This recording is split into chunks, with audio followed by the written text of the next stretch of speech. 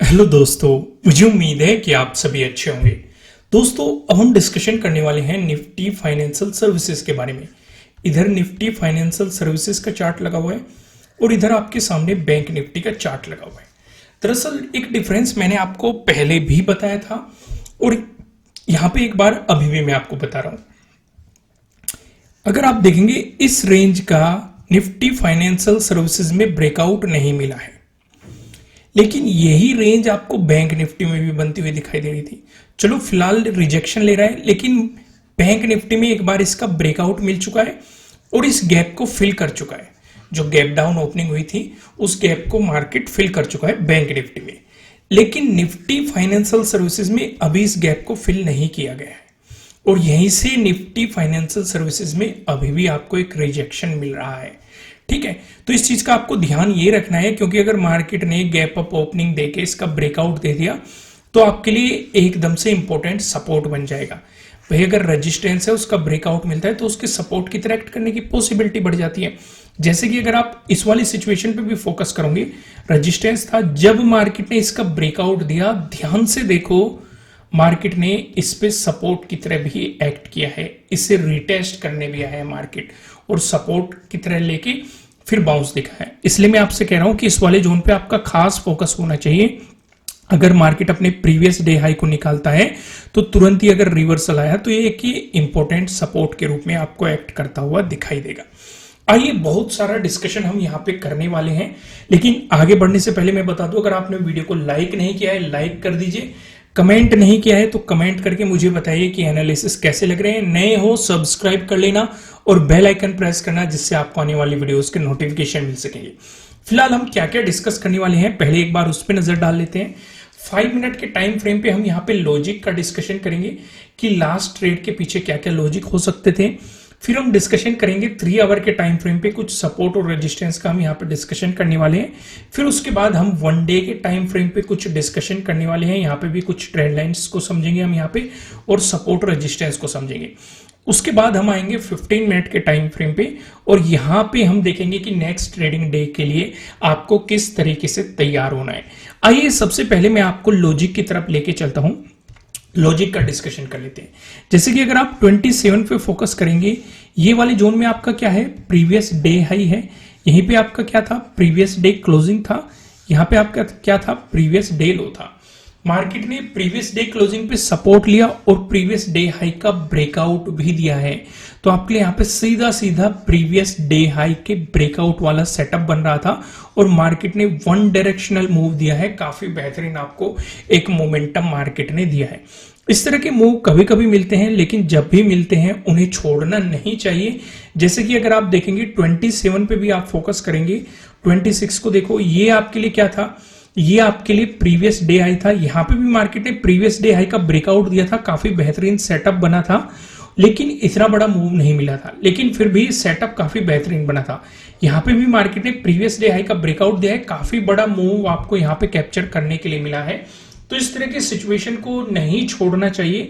इसलिए मैं आपको कह रहा हूं कि अगर आपने इस सेटअप के बारे में नहीं जानते, प्रीवियस डे हाई के ब्रेकआउट के सेटअप पे किस तरीके से काम करना चाहिए, तो नीचे डिस्क्रिप्शन में आपको एप्लीकेशन का लिंक मिल जाएगा। फिलहाल 75% ऑफ चल रहा है, ये ऑफर कुछ समय के लिए ही है, फिर इस ऑफर को खत्म कर दिया जाएगा। आइए सिचुएशन में थोड़ा सा आगे बढ़ते हैं और यहाँ पे 3 आवर के टाइम फ्रेम पे भी समझेंगे, लेकिन पहले एक बड़े टाइम फ्रेम पे चलते हैं। बड़े टाइम फ्रेम पे क्या हो रहा है उसे ऑब्जर्व करते हैं।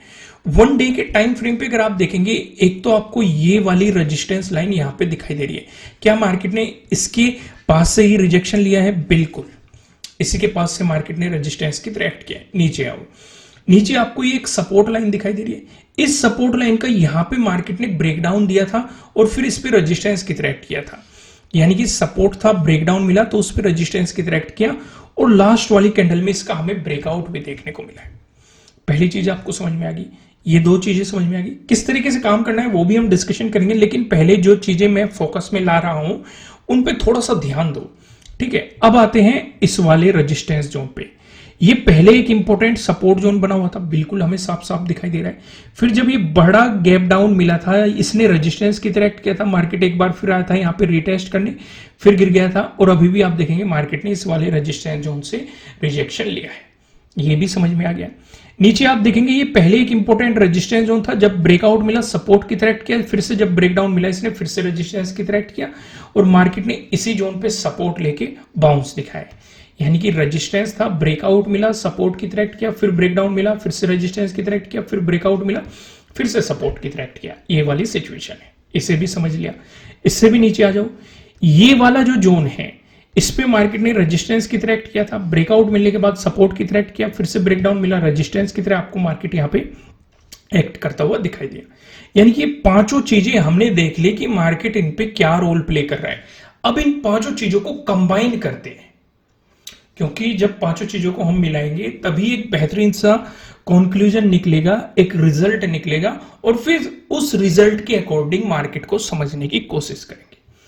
अगर मार्केट फ्लैट ओपन होकर आपको पॉजिटिव मोमेंटम दिखाता है या मार्केट को पॉजिटिव साइड जाना है तो खुद सोचो, एक तो रुकावट हमारे सामने ये बनी हुई है, एक ये ट्रेंड लाइन बनी हुई है।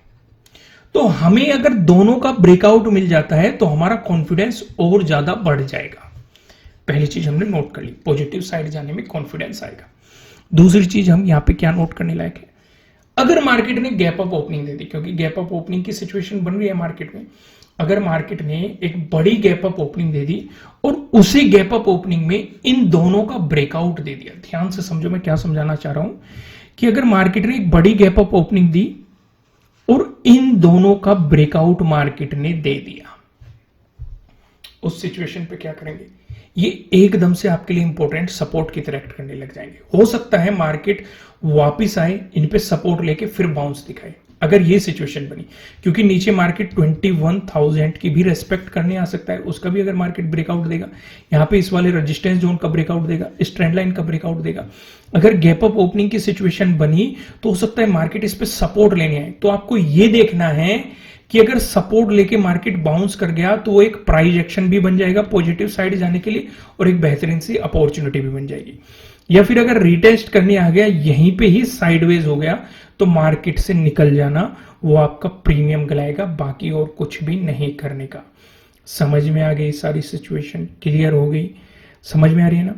अगर मार्केट ने गैप डाउन ओपनिंग, क्योंकि नीचे की तरफ आपके लिए एक इंपॉर्टेंट सपोर्ट ये ट्रेंड लाइन रहने वाली है, फिर ये वाला सपोर्ट जोन रहने वाला और यहीं पे आपका प्रीवियस डे लो भी है, इन सपोर्ट जोन पे आप फोकस करेंगे। आइए 2 आवर के टाइम फ्रेम पे सिचुएशन देखते हैं कि भाई 2 आवर के टाइम फ्रेम पे क्या सिचुएशन नजर आ रही है।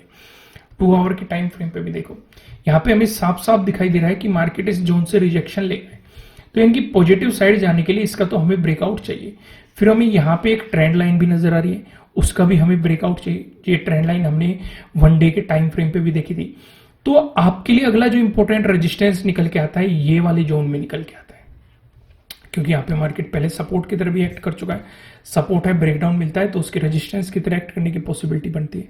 इसका ब्रेकआउट मिलता है तो इस वाले जोन में मार्केट के लिए अगला इंपॉर्टेंट रेजिस्टेंस आ सकता है। या फिर अगर यहां से रिजेक्शन लेता है मार्केट और अपने प्रीवियस डे क्लोजिंग से नीचे चलना शुरू हो जाता है तो आपके लिए इंपॉर्टेंट सपोर्ट जोन इस वाले जोन भी बनेगा, क्योंकि मार्केट ने यहाँ पे पहले काफी इंपॉर्टेंट रेजिस्टेंस दिखाया और हम जानते हैं रेजिस्टेंस है, ब्रेकआउट मिलता है तो उसकी सपोर्ट की तरह एक्ट करने की पॉसिबिलिटी बढ़ जाती है।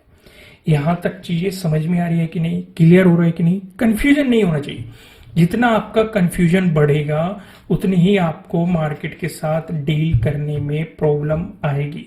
चीजों को सिंपल बनाए, बड़े टाइम फ्रेम पे भी देखो क्या चल रहा है, एक छोटे टाइम फ्रेम पे भी देखो किस तरह की सिचुएशन बनी हुई है, आपको किस तरीके से काम करना है, सारी चीजों को ऑब्जर्व करो मार्केट के खुलने से पहले और उसके बाद ही अपना माइंड बनाओ कि आपको किस तरीके से काम करना है।